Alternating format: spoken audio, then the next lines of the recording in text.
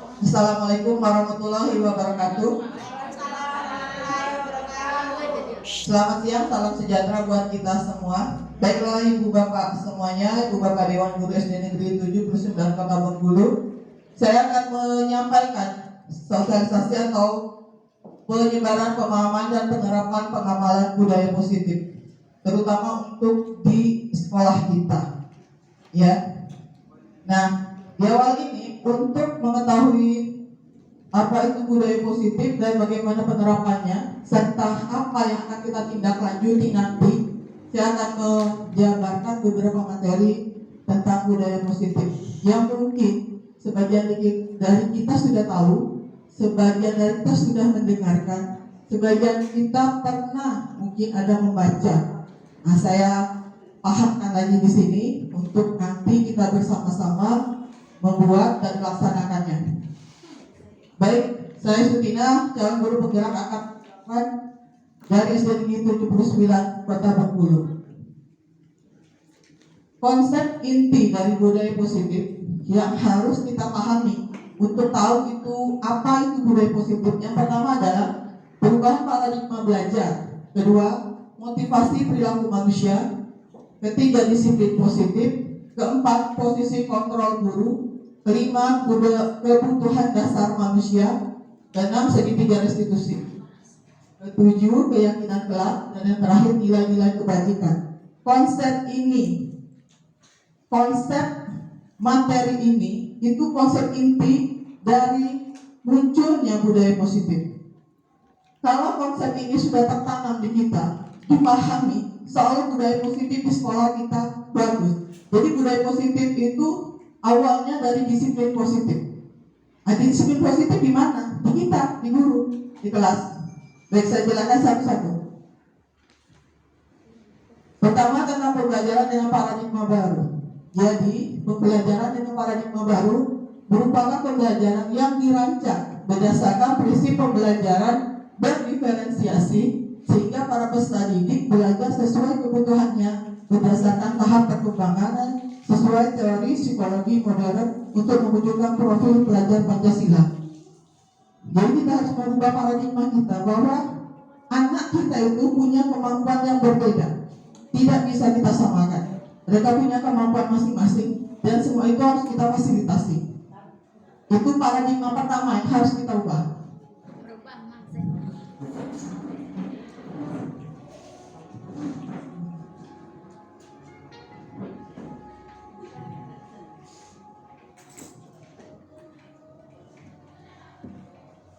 Selanjutnya ada miskonsepsi tentang teori kontrol. Selama ini kita, jadi ilusi ya, membayangkan persepsi kita selama ini salah ya. Pertama, ilusi bahwa semua penguatan positif itu efektif dan bermanfaat. Selama ini kita beranggapan bahwa penguatan positif itu efektif dan bermanfaat. Kemudian ada ilusi bahwa kritik dan membuat rasa bersalah itu mampu menguatkan karakter. Kita lihat nanti, apakah membuat rasa bersalah kepada siswa itu akan membuat karakternya, membuat karakternya bagus, atau malah akan menjatuhkan. Yang ketiga, ilusi guru mengontrol murid. Keempat, ilusi bahwa orang dewasa berhak memaksa. Ini yang miskonsepsi, salah. Kita selama ini beranggapan, oh udah, ini guru mulu, ikuti saya. Tidak. Itu konsep-konsep yang salah. Kita lanjutkan. Kita harus mengubah paradigma stimulus respon ke pendekatan teori kontrol. Apa itu? Yang pertama, realitas kebutuhan kita sama. Itu stimulus respon. Yang benar menurut teori kontrol adalah realitas kebutuhan kita berbeda. Semua anak berbeda. Kita aja, gurunya juga punya kepentingan dan kebutuhan yang berbeda.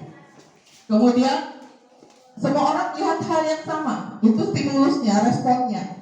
Semua orang melihat hal yang sama. Aslinya atau benarnya bahwa setiap orang memiliki gambaran yang berbeda. Jadi kalau kita mau menyamakan visi itu susah. Jadi kan semuanya punya cara pandang yang berbeda. Selanjutnya, kita mencoba mengubah orang agar berpandangan sama dengan kita. Kita mencoba mengubah orang agar berpandangan sama seperti kita. Padahal tidak, tapi kita berusaha memahami pandangan orang lain tentang dunia. Kemudian stimulus responnya, perilaku buruk dilihat sebagai suatu kesalahan. Yang benar adalah semua perilaku memiliki tujuan. Kemudian stimulus respon lagi, orang lain bisa mengontrol saya. Orang lain bisa mengontrol saya, tapi harusnya teori kontrol yang sebenarnya bahwa hanya Anda yang bisa mengontrol diri sendiri.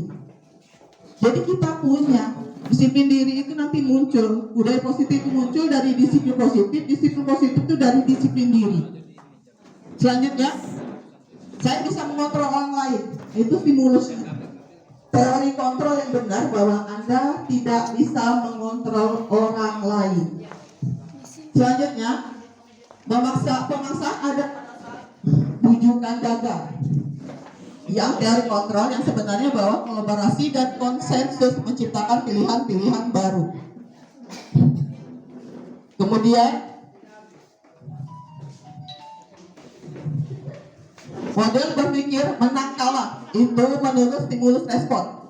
Menurut teori kontrol, model berpikir adalah menang-menang atau win-win solution. Ya, kita lanjutkan. Disiplin positif. Disiplin berasal dari kata disiplin, disiplina, yang artinya belajar. Disiplin mengacu pada disiplin diri yang memiliki tanggung jawab terhadap apa yang dilakukannya berdasarkan nilai-nilai yang diyakini. Disiplin positif merupakan salah satu penerapan disiplin yang bertujuan untuk menumbuhkan kesadaran serta memberdayakan peserta didik tanpa imbalan penghargaan, reward, ancaman atau hukuman. Jadi disiplin positif itu bisa muncul tanpa adanya imbalan. Tidak usah ngasih imbalan, penghargaan, hukuman selama ini yang kita lakukan. Nanti ada di akhir apa yang harusnya kita lakukan menurut teori kontrol yang sebenarnya yang di kurikulum merdeka. Biar connect. Makanya kenapa di sini saya sampaikan ketika ada implementasi kurikulum merdeka ini harus dimunculkan. Selanjutnya, sebagai pendidik tujuan kita adalah menciptakan peserta didik yang memiliki disiplin diri sehingga mereka berperilaku mengacu kepada nilai-nilai kebajikan universal dan memiliki motivasi intrinsik. Motivasi intrinsik yang dari dalam, dari dirinya sendiri dalam perubahan perilaku ke arah yang lebih baik. Selanjutnya, ini nilai-nilai kebajikan yang perlu juga kita ketahui. Jadi nilai kebajikan itu apa? Nilai kebajikan itu adalah nilai yang disepakati bersama, lepas dari perbedaan suku, agama, bangsa, bahasa maupun latar belakangnya. Itu dinamakan nilai-nilai universal atau nilai-nilai kebajikan. Contoh, nilai kebajikan di institusi atau organisasi. Nah, kalau tadi di profil pelajar Pancasila ada 6 elemen atau 6 nilai kebajikan di sana. Beriman dan bertakwa pada Tuhan Yang Maha Esa dan berakhlak mulia. Kemudian kebinekaan global, gotong royong, mandiri, relatif dan bernalar kritis. Itu nilai-nilai kebajikan yang akan kita capai ketika implementasi kurikulum merdeka kita terapkan. Kemudian nilai apa lagi? Di sini ada Ibu Primary Years Program. Ada organisasi juga, mereka punya nilai-nilai kebajikan, toleransi, rasa hormat, integritas, mandiri, menghargai, antusias, empati, keingintahuan, kreativitas, kerjasama, percaya diri, dan komitmen. Yang terakhir ada nilai kebajikan yang merupakan keterampilan hidup, ya, atau life skill. Contohnya dapat dipercaya, lurus hati, pendengar yang aktif, tidak merendahkan orang lain, dan memberikan terbaik pada diri. Lanjut. Kebutuhan dasar manusia. Nah, ini yang harus kita pahami juga dalam membentuk budaya positif. Jadi hal ini harus kita pahami bahwa manusia, terutama anak didik kita, punya kebutuhan dasar. Kita pun punya. Jadi kebutuhan dasar manusia adalah segala sesuatu yang kita lakukan untuk mendapatkan apa yang kita inginkan. Seluruh tindakan yang kita lakukan memiliki tujuan tertentu dan semua usaha terbaik yang kita lakukan adalah dalam rangka agar kebutuhan dasar kita terpenuhi dengan baik. Jadi kayak gini, kita makan, kebutuhan dasar kita itu untuk memenuhi atau menghilangkan rasa lapar, minum untuk menghilangkan rasa haus. Seperti itu. Kita punya lawan, punya pasangan. Karena ada kebutuhan dasar kita ingin disayangi, kasih sayang. Nah itu juga kita pahami bahwa murid kita juga punya rasa itu. Nah tindakan kita nanti untuk menciptakan budaya positif harus memikirkan itu, bahwa murid juga punya 5 kebutuhan dasar sama seperti kita. Selanjutnya, nah 5 kebutuhan dasar. Pertama, bertahan hidup. Makanan, pakaian, tempat tinggal, keamanan, kesehatan. Kemudian kasih sayang dan rasa diterima. Di sana contohnya rasa diterima, dipedulikan, berbagi, kerjasama, menjadi bagian dalam kelompok. Yang ketiga yaitu penguasaan. Di sana harga diri, keinginan untuk dianggap memimpin, berprestasi, diakui dan didengar. Nah ini sering nih penguasaan. Misal, contoh ada anak sekelas nih, kawannya nggak bisa nulis lama menulisnya. Kawannya mulai tuh, aduh gitu aja, lama nian, sampai diganggu-ganggu aja kawannya nangis. Itu yang mengganggu itu, dia punya kebutuhan, dia penguasaan. Itu cara dia untuk menunjukkan bahwa dirinya bisa, dirinya punya nilai lebih dari temannya. Nah, kalau ada tindakan seperti itu kan perilaku yang harus kita ubah. Nanti ada tahapannya. Kita tidak langsung, kamu nih ganggu-ganggu kawan. Tidak, itu adalah pemenuhan kebutuhan dia. Dia harus seperti itu karena asal dia pengen dia diterima, dia pengen dia menunjukkan bahwa dia bisa. Nah, kita untuk mengatasi itu nanti ada tahapannya di akhir. Selanjutnya, kebutuhan dasar ada kebebasan, mandiri, memiliki pilihan, mencoba hal baru, mampu mengendalikan arah dirinya. Itu kebebasan. Kemudian kesenangan biasanya anak-anak kita ada bermain, humor, antusiasme, dan tertawa. Nah, motivasi perilaku manusia juga konsep yang harus kita pahami untuk mewujudkan budaya positif di sekolah kita. Pertama, motivasi ekstrinsik, motivasi yang dari luar. Kenapa anak kok jadi rajin ya, datang tepat waktu? Kenapa anak kok ngerjakan PR terus? Kenapa ini? Ternyata karena kita ngancam. Ada motivasi yang dari luar.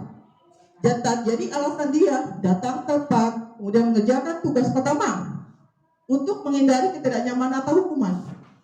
Misal kita kadang ini kalau PR nggak buat, ibu hukum dong. Bu hukum nulis di depan, ngisi buku, tulis saya janji tidak akan malas lagi belajar. Itulah hukumannya. Nah anak kadang termotivasi untuk lah dihukum sama ibu, dosalah, pokoknya berbuat keju. Itu motivasi dari luar. Kemudian untuk mendapat imbalan atau penghargaan dari yang lain, nah kita sering buat seperti itu. Siapa yang udah selesai nulis, gue kasih permen. Jadi motivasi di anak tuh, motivasi banyak dari luar. Pertama takut dihukum, kedua karena ingin penghargaan. Dan di SDIT, di sana sering ada tanda bintang.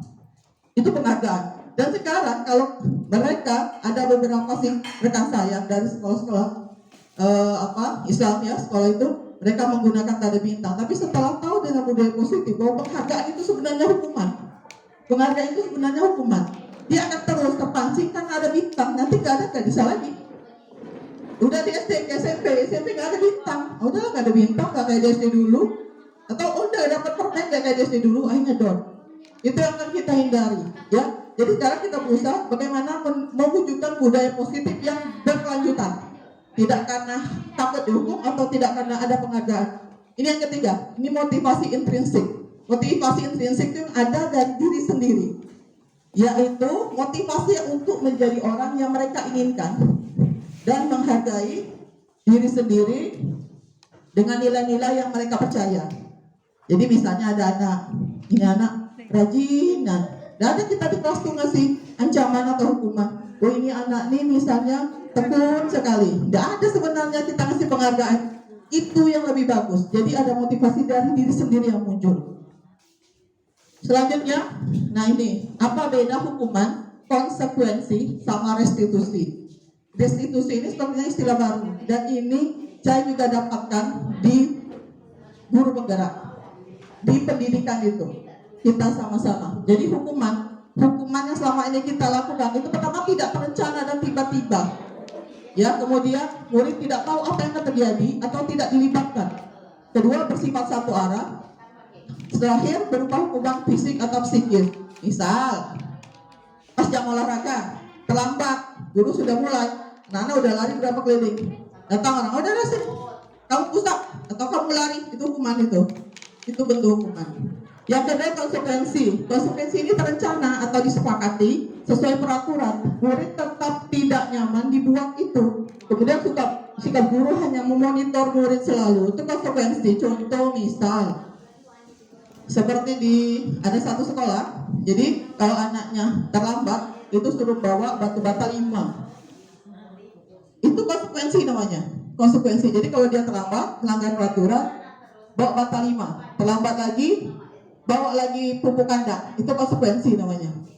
Ya. Nah, kalau yang hukuman lebih ke fisik. Nah, yang terakhir restitusi.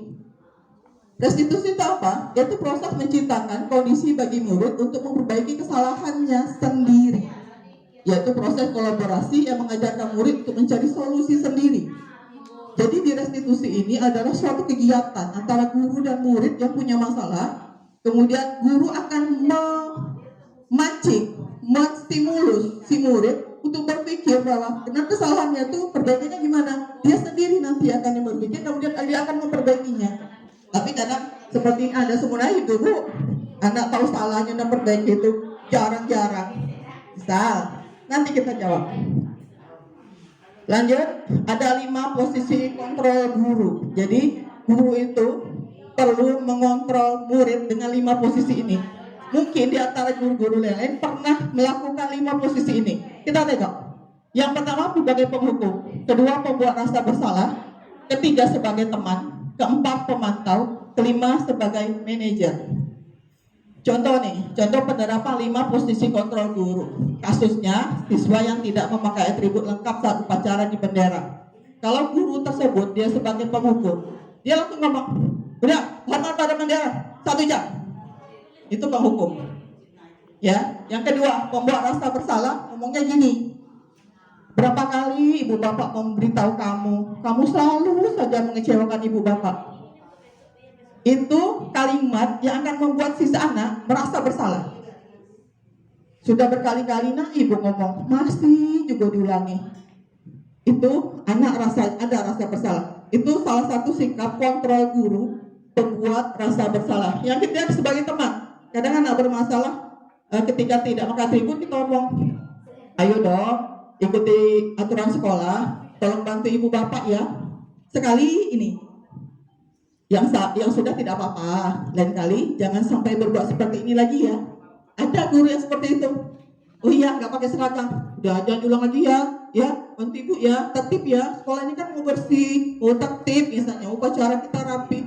Kalau kayak gini nggak rapi, barisannya di sana, tolong ya, minggu depan jangan diulang lagi. Itu posisi kontrol guru sebagai teman. Selanjutnya guru sebagai pemantau. Pemantau ini lebih ke konsekuensi tadi. Jadi kamu sudah melanggar peraturan sekolah kamu tahu nggak konsekuensinya misalnya. Nah sekarang kamu nggak pakai atribut nih. Nah, setelah upacara kamu beli di koperasi, kemudian jangan diulang lagi. Nah, itu konsekuensi. Jadi konsekuensi itu sudah ada kesepakatan dan sudah diumumkan bahwa nanti kalau ada siswa yang tidak pakai atribut, suruh beli di koperasi, pakai. Nah itu posisi kita sebagai guru adalah sebagai pemantau. Terakhir sebagai manajer, ya, sebagai manajer. Kata-kata yang akan atau yang kita keluarkan, kita ungkapkan, biasanya, apakah kamu tahu kesalahanmu ketika dia tidak memakai atribut? Kira-kira bagaimana kamu memperbaiki kesalahanmu? Nah, fungsi di antara 5 kontrol ini yang bagus adalah sebagai manajer. Jadi dia tahu kesalahannya, kemudian dia mengubah sendiri untuk agar dia bisa bercampur atau kembali ke kelompoknya dengan perilaku yang berubah, perilaku yang lebih baik lagi. Akhirnya pakai atribut, tidak ribut, misalnya tidak berisik. Kalau di sini kasusnya dia tidak pakai atribut saat upacara. Nanti saya jelaskan. Nah, coba kita sama-sama posisi kontrol. Apakah aku? Jika yang pertama ada kata-kata nih, saya kecewa sekali dengan kamu. Kamu tidak pernah benar melakukannya. Kira-kira posisi kontrol apa ini? Saya kecewa sekali dengan kamu. Kamu tidak pernah benar melakukannya. Nah, kira-kira posisi kontrol apa itu? Balik. Pembuat rasa bersalah. Ya. Jadi saya kecewa sekali. Anak datanglah sudah terlambat. Ya Allah nak. capeknya nih bu, nak masih ngulang lagi. Nggak kasihan kamu kayak orang tua kamu orang. Itu adalah cara kita, omongan kita yang membuat anak tuh merasa bersalah terus. Oh yaudah, aku salahnya kayak apa ya misalnya. Itu satu, dan itu harus dihindari. Tidak boleh kita lakukan.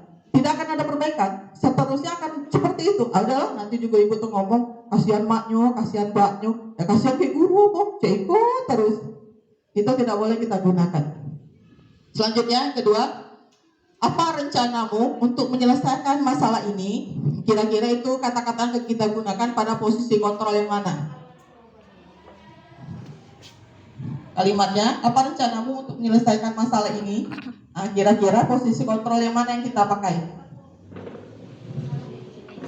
Yang manajer, iya, yang manajer. Kita, jadi seorang manajer itu dalam menangani masalah kita ya, memposisikan diri sebagai pengontrol, sebagai manajer. Nah, seperti itu bahasanya. Jadi selama ini tidak usah pakai yang bertanduk. Kemudian ada kata lagi, ayolah lakukan demi bapak ibu ya. Nah, ini posisi kontrol yang mana nih? Yang mana nih? Teman. Iya, tolong ya demi ibu bapak lakukan ya, tolong ya. Sambil senyum biasanya kalau kayak gitu. Terakhir, kamu tidak pernah mendapat nilai jika tidak mengerjakan tugas. Itu kalau pengontrol apa tuh? Hukuman. Sebagai penghukum. Iya, baik. Artinya untuk posisi kontrol dari kelima itu hanya manajer yang kita bisa dan harus kita terapkan. Nanti saya beritahu agar posisi kontrol kita sebagai manajer itu bisa kita terapkan. Selanjutnya, keyakinan kelas. Nah ini kemarin sama saya ngobrol juga sama teman-teman di atas bahwa hari Selasa saya sudah coba untuk membuat keyakinan kelas itu di kelas. Jadi waktu ibu suatu lewat kok masih di kelas ngapain? Saya jawabkan bahwa tadi baru mencoba merancang suatu kegiatan membuat keyakinan kelas bersama jamaah. Jadi kenapa sekarang jadi keyakinan kelas bukan peraturan kelas? Jadi sekarang bukan peraturan kelas. Bagaimana caranya nanti kita bahas.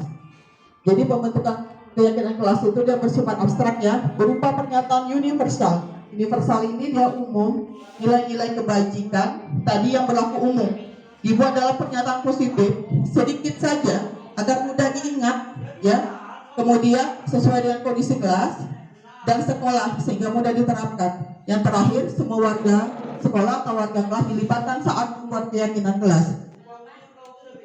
Itu keyakinan kelas, nanti saya jelaskan lagi. Nah ini segitiga restitusi. Apa ada kaitannya antara keyakinan dengan segitiga restitusi? Karena di segitiga restitusi ini ada nomor 3 adalah langkah ketiga menanyakan keyakinan yang hubungannya sama keyakinan kelas tadi. Jadi segitiga restitusi itu adalah suatu proses dialog antara guru dan murid yang dijalankan ya oleh guru agar dapat menghasilkan murid yang mandiri dan bertanggung jawab. Itu segitiga restitusi. Di sini ada menanyakan keyakinan. Jadi sebelum kita menjalankan ini, kita buat dulu keyakinan kelas. Karena tahapan segitiga restitusi, yang pertama itu menstabilkan identitas. Kedua, validasi tindakan yang salah. Ketiga, menanyakan keyakinan. Nah, kita lihat apa sih itu validitas, validasi tindakan salah, stabilitas dan identitas. Kita lihat. Nah, menstabilkan identitas. Ketika siswa biasanya, kalau dari ibu datang, kita panggil atau ya kita panggil. Misalnya dia manggil, dia ngomong, kenapa kesini nak? Ada apa? Iya bu, itu si Andi misalnya. Si Andi itu ngomong-ngomong, ya saya marah lah. Ya ngomong-ngomong saya ngambil penanya misalnya. Saya marah lah. Kita dengarkan dulu. Emosi dan kita dengarkan dulu. Nah di saat itu kita boleh berkata dengan kalimat yang menstabilkan identitas. Jadi agar si pembuat salah itu tidak merasa tertekan, biarlah dia mengekspresikan dulu. Jadi menstabilkan identitas itu adalah kalimat ya, atau membuat suatu keadaan atau kondisi di mana si pembuat kesalahan itu menyadari bahwa berbuat salah itu merupakan dari proses pembelajaran. Jadi membuat salah itu bukan dari kesalahan fatal atau memang mau mengacaukan suatu keadaan, bukan. Tapi itu kita buat sebagai proses pembelajaran. Sehingga dari ada masalah itu, dia akan belajar dari situ. Caranya, kata-kata yang akan kita gunakan, ini, berbuat salah itu wajar.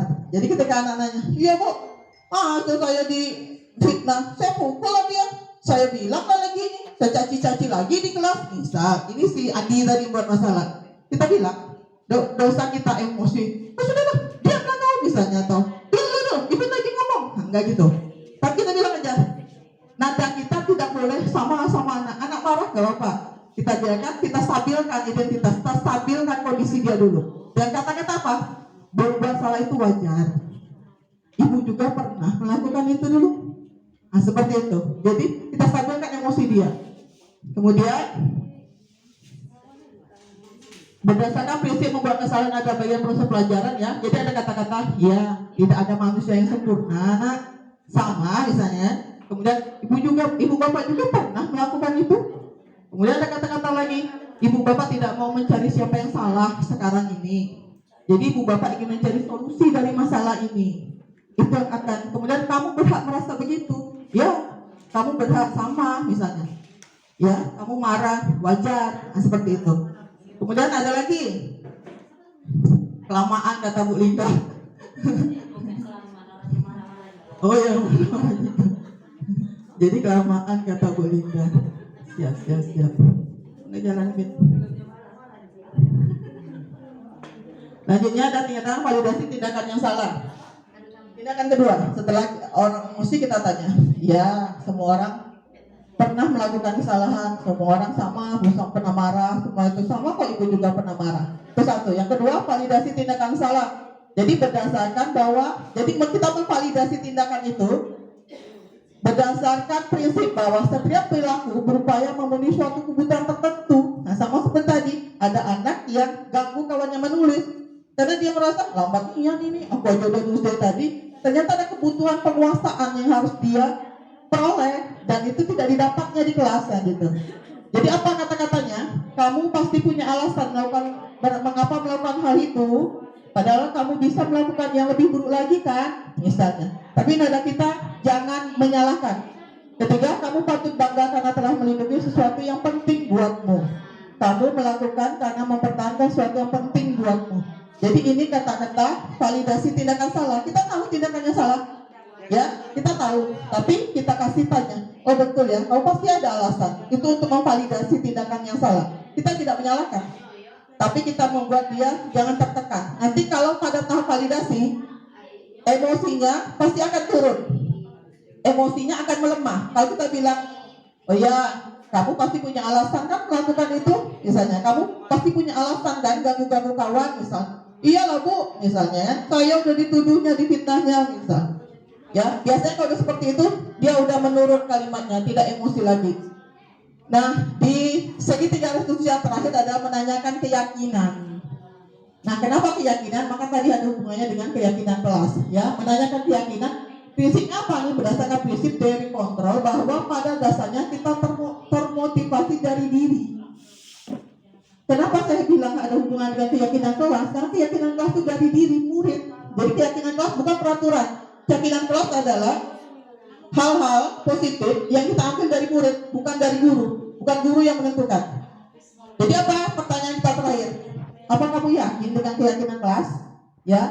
Kemudian nilai apa yang telah kita sepakati bersama? Kemudian seperti apa gambaran sebuah kelas yang ideal menurut kamu sehingga tidak ada keributan seperti ini? Nanti siswa akan menjawab. Asal tadi syaratnya, bahwa keyakinan kelas sudah dibuat. Yang terakhir, kamu ingin menjadi orang seperti apa kalau seperti ini? Seperti itu ya. Nah ini intinya sama keyakinan kelas. Baik. Terakhir, ini menanyakan keyakinan. Kenapa saya bilang ada hubungannya dengan keyakinan kelas? 2 hari yang lalu, hari Selasa, saya mempraktekkan membuat keyakinan kelas di kelas. Jadi keyakinan kelas itu bukan kesepakatan, bukan peraturan maksudnya ya.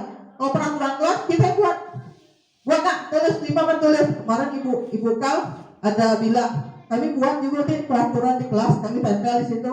Tidak boleh datang terlambat, tidak boleh mengganggu kawan, tidak boleh ribut, tidak boleh keluar masuk kelas. Saya bilang, betul Bu, tapi itu masih peraturan. Apa itu keyakinan kelas? Nah, kita sama-sama terapkan. Pertama, nanti penerapannya di kelas, kita kumpulkan anak, kita tanyakan. Jadi kita kasih pengarah bahwa anak-anak hari ini kita akan membuat keyakinan kelas. Jadi keyakinan kelas dan anak-anak boleh, jadi bukan dari kita. Apa hal-hal yang kita akan buat, kita rencanakan, ada kelas kita tertib belajar ini. Coba, apa saja yang kira-kira hal-hal yang sebaiknya kita lakukan agar kelas tertib. Nanti kan dia ngomong, Bu, tidak boleh ribut, catat, atau suruh anak menulis di kertas masing-masing. Kalau kelas tinggi bisa dikelompokkan.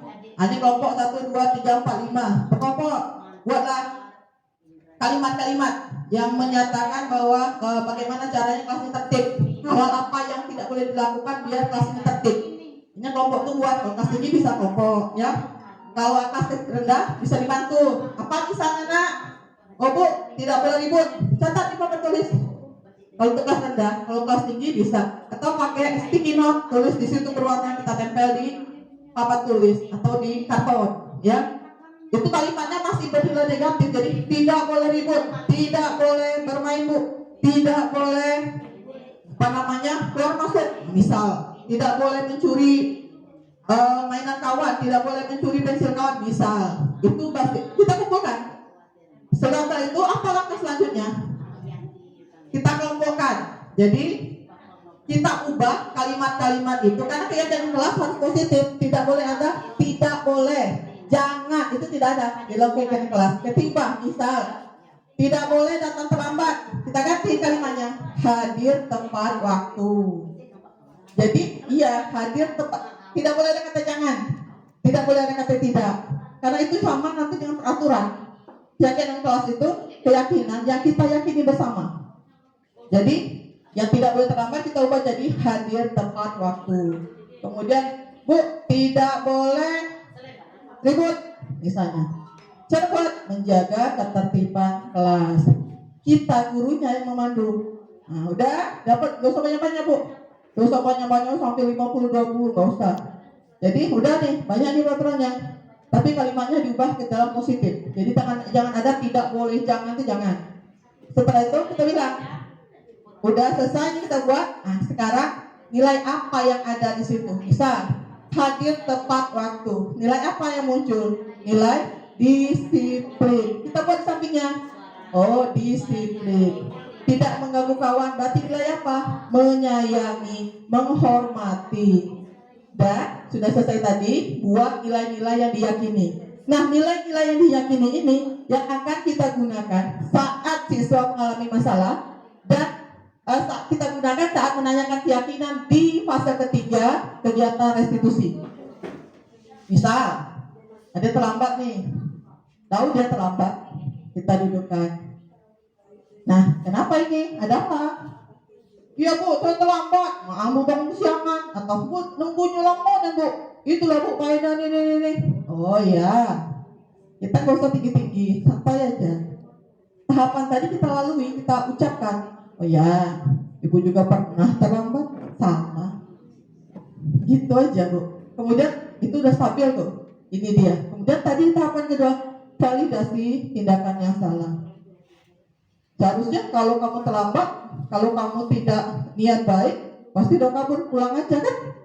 Iya Bu, harusnya pulang aja tadi, ngapain terlambat ke sekolah? Terus kita bilang harusnya kamu enggak, sudah terlambat sekian jam, setengah jam. Harusnya kamu bisa kan? Kabur, pulang. Iya Bu, itulah berkah dia.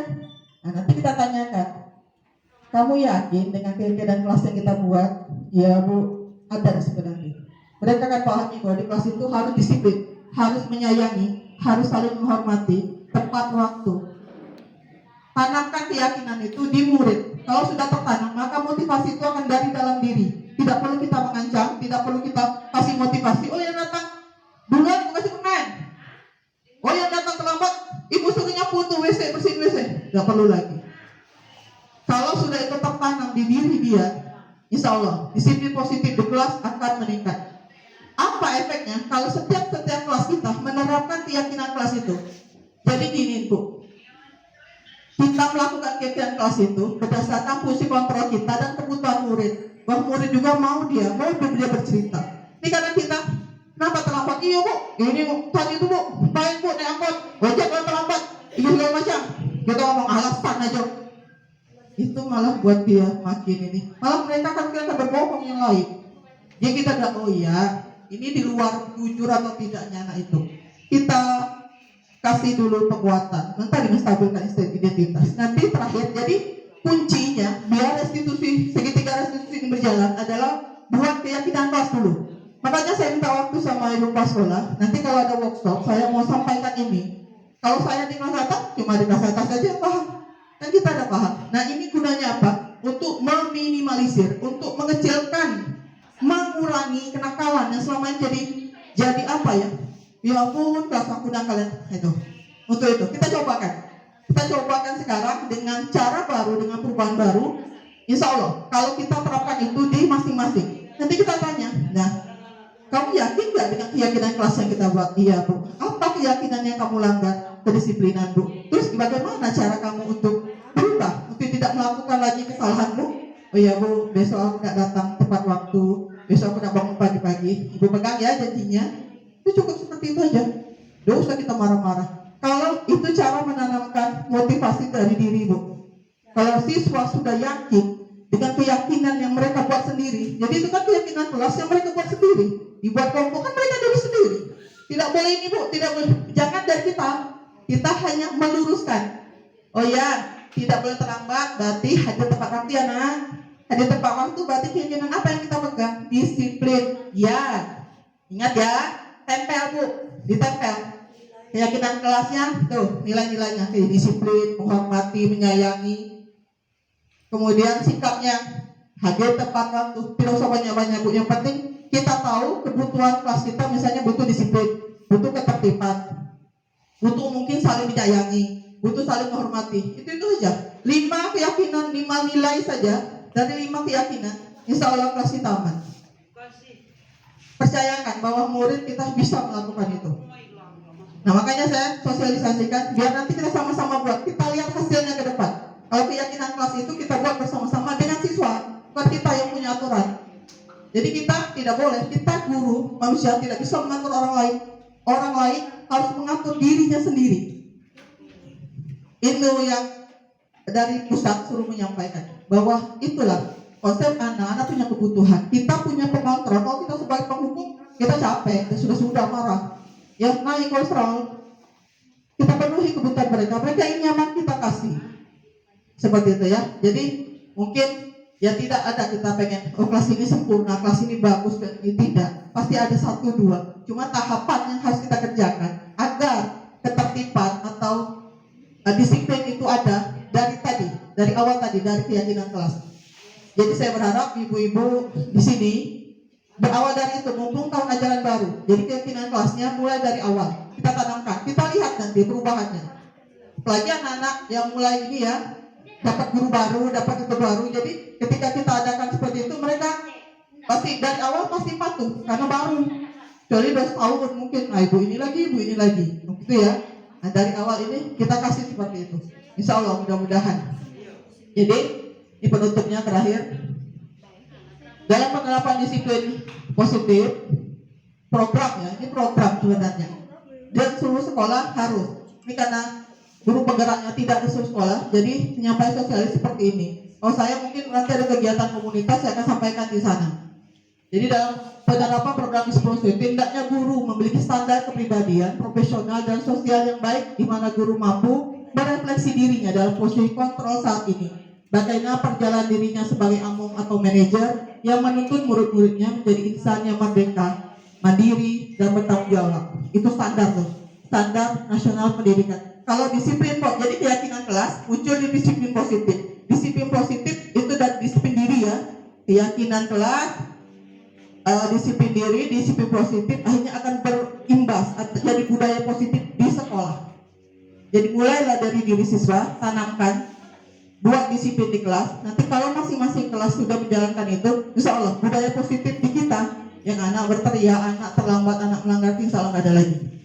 Makanya sekarang Terima kasih Ibu Bapak sudah mau mendengar hasil mungkin hasil belajar ini namanya, kita saling sharing saja mana hal yang penting mungkin itu saya sampaikan dan bermanfaat buat kita semua, dan kalau itu penting untuk kita ada perubahan saya sampaikan, saya akan minta waktu, makanya saya bilang pas workshop ada waktu berarti selalu saya sampaikan. Nanti kalau ada keraguan atau pertanyaan boleh ke kelas, kita sharing lagi. Itu saja Ibu Bapak, terima kasih atas perhatiannya, terima kasih atas waktunya. Mohon maaf apabila ada kata salah. Bila taufiq wal hidayah. Wassalamualaikum warahmatullahi wabarakatuh. Waalaikumsalam warahmatullahi wabarakatuh.